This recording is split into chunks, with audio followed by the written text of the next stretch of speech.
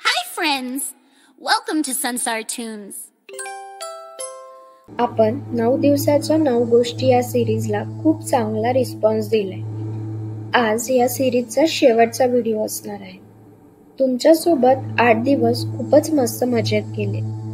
तुम्हाला गोष्टी सांगताना मला पण खूप मजा आली. आज नवरात्रीचा 9वा दिवस. आज आपण भेटणार आहोत सिद्धिदात्री मातेसोबत. चला तर देवीला नमन करून गोष्टीला सुरुवात करूया. ओम देवी सिद्धिदात्रे नमः.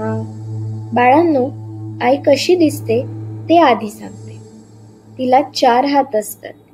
तिच्या हातात चक्र असतं म्हणजे सुदर्शन, शंख, गदा, कमळ असते. ती सिंहावर बसलेली असते. बाळांनो, असं म्हटलं जातं जेव्हा पूर्ण ब्रह्मांड म्हणजे युनिव्हर्स शून्य होतं तेव्हा त्यातून एक प्रकाश बाहेर आला आणि त्यातून माता प्रकट झाल्या. तिनेच ब्रह्मदेव, विष्णू भगवान आणि भगवान शंकर यांना जन्म दिला आणि त्यांच्या कार्याची जाणीव करून जेव्हा हे त्रिदेव मातेला नमन करून समुद्र किनारी अनेक वर्ष कठोर तपश्चर्येला बसले तेव्हा माता प्रसन्न झाल्या आणि त्यांनी सिद्धिदात्री रूपाने त्यांना दर्शन दिले. त्यांनीच तिघांना त्यांच्या 3 पत्नी निर्माण करून दिल्या. जसे शिव भगवान यांना माता पार्वती, विष्णू भगवान यांना माता लक्ष्मी आणि ब्रह्मदेवाला माता सरस्वती. आणि त्यांना त्यांचे कार्यही वाटून दिले. जसे की ब्रह्मदेवांना सृष्टीचे निर्माण करण्याचे कार्य, विष्णू भगवान यांना सृष्टीचा पालन पोषण करण्याचे कार्य आणि भगवान शंकराला योग्य वेळी सृष्टीचा संहार करण्याचे कार्य. त्या म्हणाल्या त्यांच्या शक्ती त्यांच्या पत्नीच्या रूपाने नेहमी सोबत असेल आणि कार्यात त्यांना त्यांची मदत करेल. देवीने त्यांना सोबतच 8 महान सिद्धी म्हणजे शक्ती दिल्या.